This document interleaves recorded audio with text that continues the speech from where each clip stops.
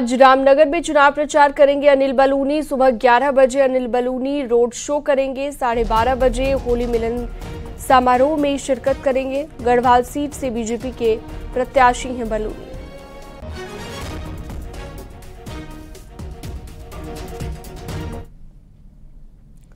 और अगली खबर देहरादून से, जहां पर कांग्रेस के 2 टिकटों का इंतजार, हरिद्वार और नैनीताल का अभी तक इंतजार ही चल रहा है।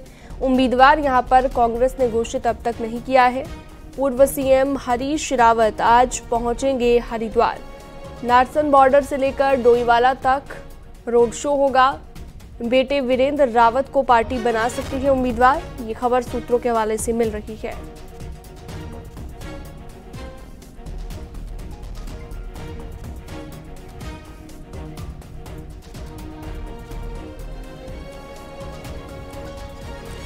और चलिए सीधा रुक करते हैं देहरादून से।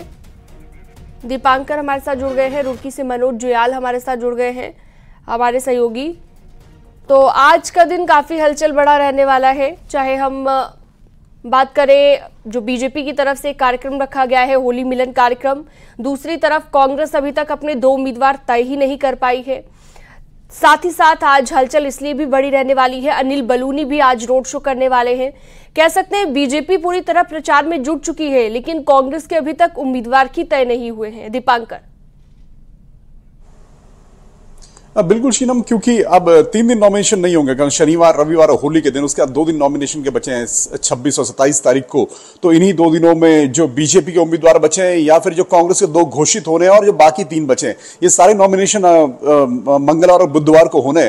साथ में होली का मौका भी है। आज मुख्यमंत्री पुष्कर सिंह धामी की सरकार के 2 साल भी पूरे हो रहे हैं, तो मुख्यमंत्री इस दौरान देहरादून में भी एक प्रोग्राम रखा गया है। साथ ही साथ होली का बड़ा कार्यक्रम आज रुड़की में भी है, जहां पर बीजेपी के प्रदेश अध्यक्ष हरिद्वार से उम्मीदवार त्रिवेंद्र सिंह रावत, खुद मुख्यमंत्री पुष्कर सिंह धामी मौजूद रहेंगे।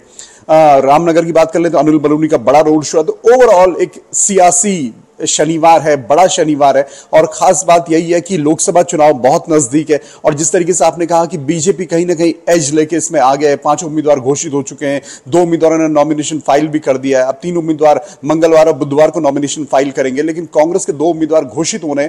इसी बीच में हरीश रावत आज दिन में 12 बजे एक रोड शो करने वाले हैं, और दिल्ली में लगभग 10-12 दिन बिताने के बाद अब वो एंट्री कर रहे हैं उत्तराखंड में। और अब सवाल यह है कि उनको टिकट मिलता है या उनके बेटे को टिकट मिलता है। खबरें यह है कि वीरेंद्र रावत ही यहां पर कांग्रेस के उम्मीदवार होंगे, जो तय हुआ है। तो हरिद्वार सीट पर भी कहीं ना कहीं सियासत गरमाएगी, क्योंकि हरीश रावत पहले भी वहां से सांसद रह चुके हैं। उनकी पत्नी 2014 में चुनाव लड़ चुकी है, उनकी बेटी 2022 में चुनाव लड़ चुकी है, खुद 2017 में विधानसभा का चुनाव लड़ चुके हैं, 2024 में अब उनका बेटा चुनाव लड़ेगा। तो एक तरीके से हरिद्वार से हरीश रावत के परिवार का एक गहरा रिश्ता है। तो अब यहां से सियासत किस तरीके से गरमाती है, और क्या इस सियासी समर में कांग्रेस के लिए कुछ है, यह बहुत इंपॉर्टेंट होगा देखना। लेकिन कुल मिलाकर आज का शनिवार बहुत इंपॉर्टेंट, बहुत सारी गतिविधियां हैं राजनीतिक तौर पर। और सबसे बड़ी बात यह है कि पुष्कर सिंह धामी सरकार के 2 साल पूरे हुए हैं, तो मुख्यमंत्री क्या कुछ और गिनवाते हैं पब्लिक को और क्या नई और बातें करते हैं, इस पर नजरें रहेंगी। मंत्री आज मौजूद रहने वाले हैं दीपांकर रुड़की में। रुड़की से मनोज जुयाल हमारे साथ जुड़े हुए हैं। मनोज, रुड़की के दौरे पर आज सीएम धामी रहेंगे, और यहां पर जो कार्यक्रम रहेगा स्टेडियम में, उसके बारे में जरा बताइए। कितने बजे से कार्यक्रम की शुरुआत होगी, मुख्यमंत्री कितने बजे तक पहुंचेंगे? मनोज जी, मैं आपको बता दूं कि जो लोकसभा का चुनाव होना है उसका बिगुल बज चुका है, और हरिद्वार लोकसभा का सीट खास तौर पर एक रोमांच है, क्योंकि अभी तक कांग्रेस ने अपना प्रत्याशी घोषित नहीं किया। और आज जो बीजेपी की यहाँ पे होली मिलन और जन आशीर्वाद यहाँ पर रैली होनी है, यहाँ पे मुख्यमंत्री पहुंचेंगे, और जो हरिद्वार के बीजेपी प्रत्याशी है त्रिवेंद्र सिंह रावत, वो पहुंचेंगे।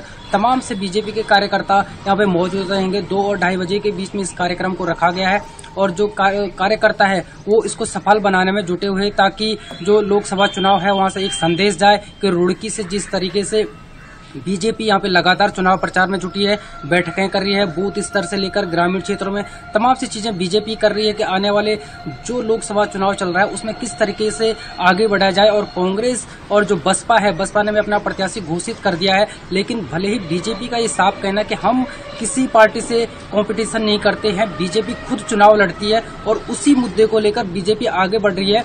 जो यहाँ पे कार्यक्रम होने जा रहा है इसमें मुख्यमंत्री भी शामिल होंगे। अब देखने वाली बात होगी कि इसमें मुख्यमंत्री किस तरीके से चुनाव प्रचार को लेकर जो प्रत्याशी हैं यहाँ पे त्रिवेंद्र सिंह रावत जो बीजेपी ने बनाए हैं क्या क्या और यहाँ पे हो सकता है, किस तरीके से आगे की रणनीति हो सकती है ग्रामीण क्षेत्रों में बीजेपी, क्योंकि थोड़ा सा पिछड़ी रही है। यदि विधानसभा चुनाव की बात की जाए तो उसमें थोड़ा सा कई विधानसभाओं में बीजेपी पिछड़ी रही है और इसको आगे बढ़ाने के लिए बीजेपी एक कैंपेन चलाएगी और लगातार ग्रामीण क्षेत्रों में इस जो 2024 का लोकसभा चुनाव है उसको जीतने का पूरा प्रयास कर रही है। जी ठीक है, बहुत शुक्रिया मनोज आपका। दीपांकर